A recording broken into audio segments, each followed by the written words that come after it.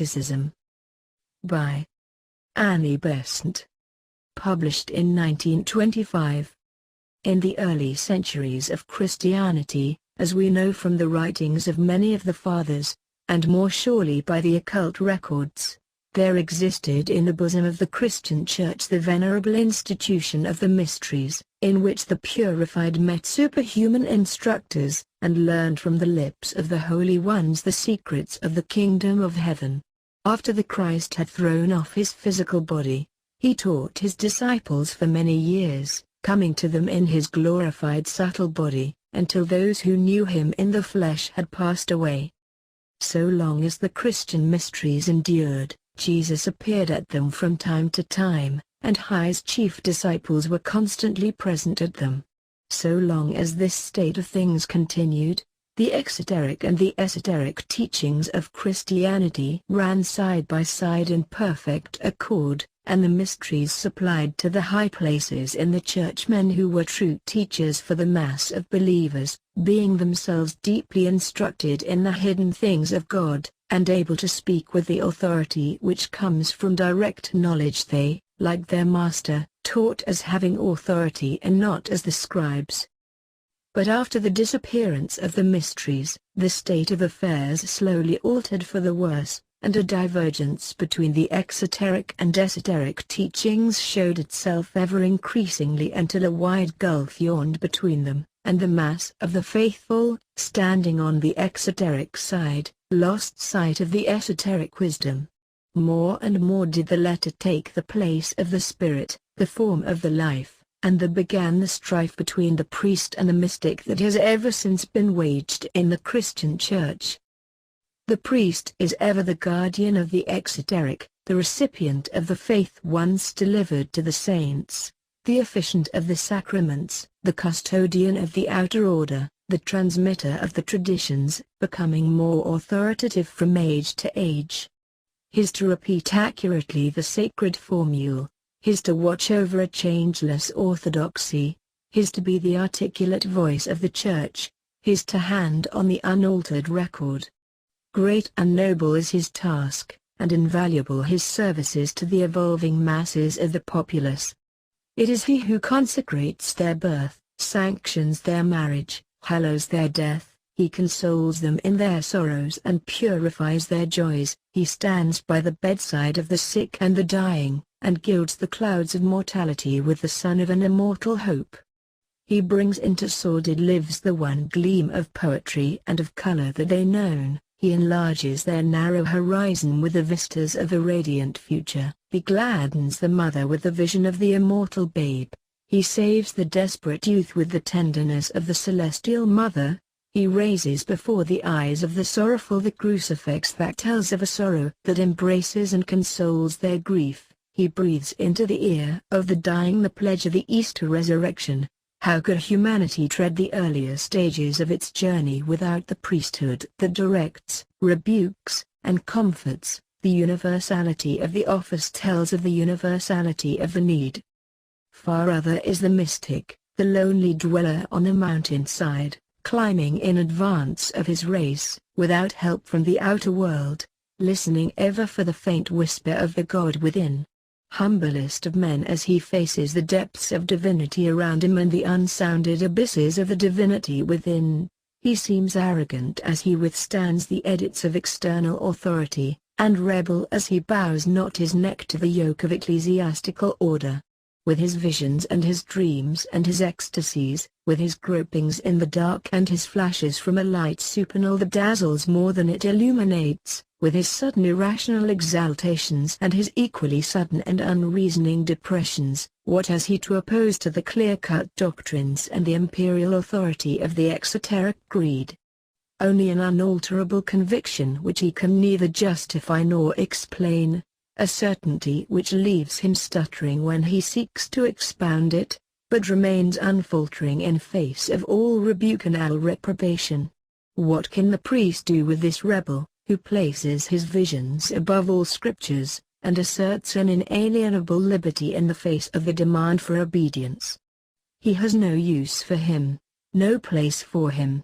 he disturbs with his curbless fantasies the settled order of the household of faith. Hence a continued struggle, in which the priest for a while seems to conquer, but from which the mystic emerges victor in the end.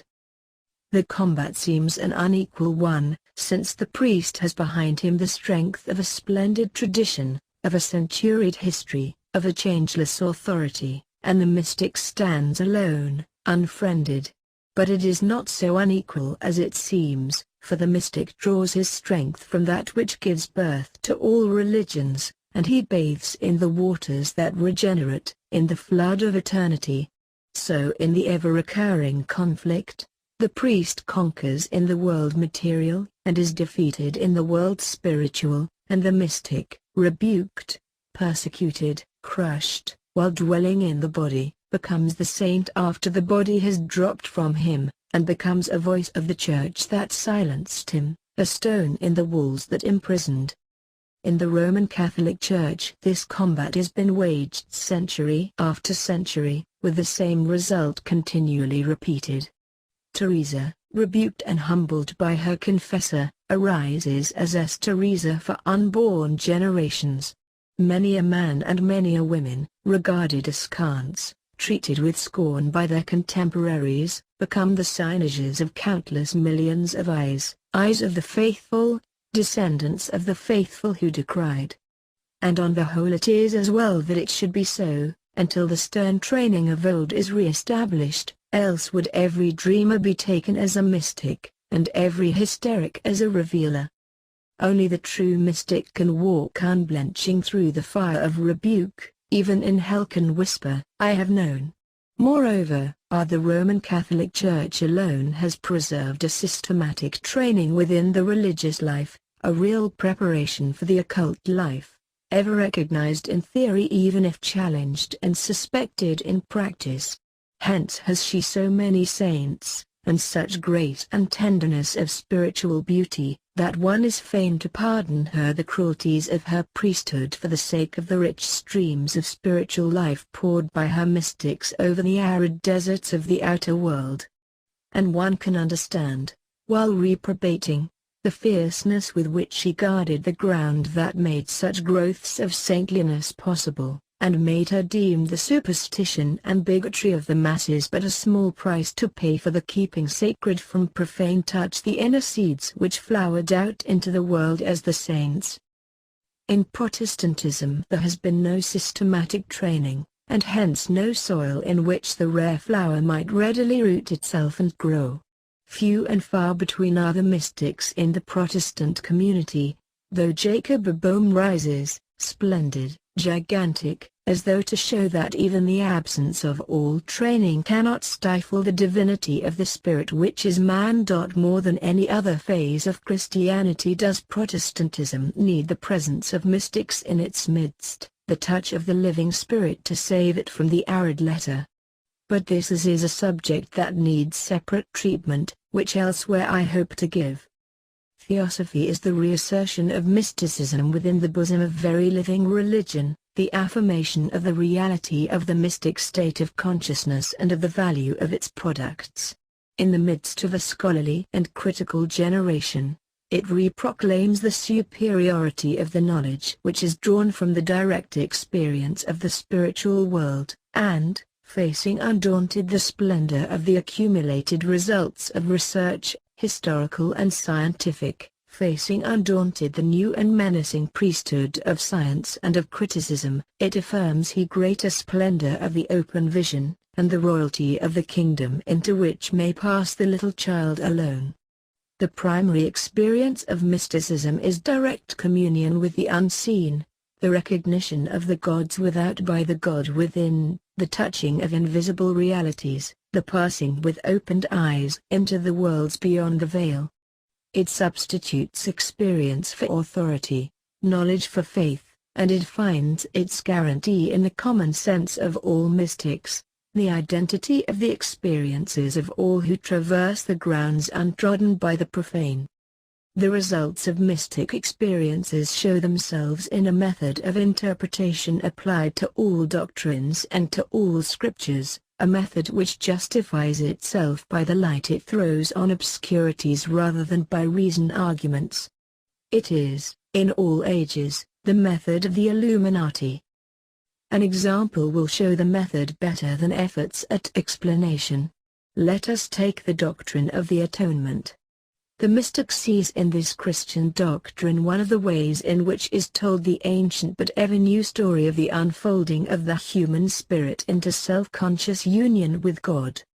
He sees the atonement wrought by the unfolding of the Christ in man as the reflection in the human consciousness of the second aspect in the divine consciousness, gradually shining out into clearness and beauty. As the Christ in man matures, so is the atonement wrought, and it is completed when the Son, rising above separation, knows himself as one with humanity and one with God, and in that knowledge becomes a veritable Savior, a true mediator between God and man, uniting both in his own person, and thus making them one. The mystic cares not to argue about the dead-letter meaning of any dogma. He sees the heart of it by the light of his own experience, and to him its true value lies in its inner content, not in its outer history. So also with Scripture. It may, or may not, have an outer accuracy as history. Its value lies in its exposition of the facts of the spiritual world. Whether a physical Israel did or did not wander through a physical desert seems to him to be of infinitesimal importance. Many nations have wandered through many deserts. But the spiritual Israel wanders ever through spiritual deserts in its search for the promised land, and this is ever fresh, ever true, and he reads the story in the spiritual light and finds in it much that consoles, much that illuminates. He sees a Moses in every prophet of humanity, pillars of fire and of cloud in every guidance of a nation. Nor is the mystic without justification in thus reading the Scriptures, for Paul in Galatians 4, has thus dealt with the story of Abraham, Sarah, Hagar, Isaac and Ishmael, and all the early fathers of the Church sought the inner meanings and care little for the outer words. For the educated Christian of today, who would not cut himself wholly off from the old moorings, this method of interpretation is vital, and only by the direct knowledge gained in the mystic state of consciousness can he preserve his religion amid the changes brought about by modern research. The higher criticism is undermining all his authorities, subtly, but in deadly fashion. Its burrowings have taken the ground away beneath their feet, and only a thin crust remains, which at any moment may give way, and let the whole structure crash down into irretrievable ruin. The Church can no longer be built on historical authority.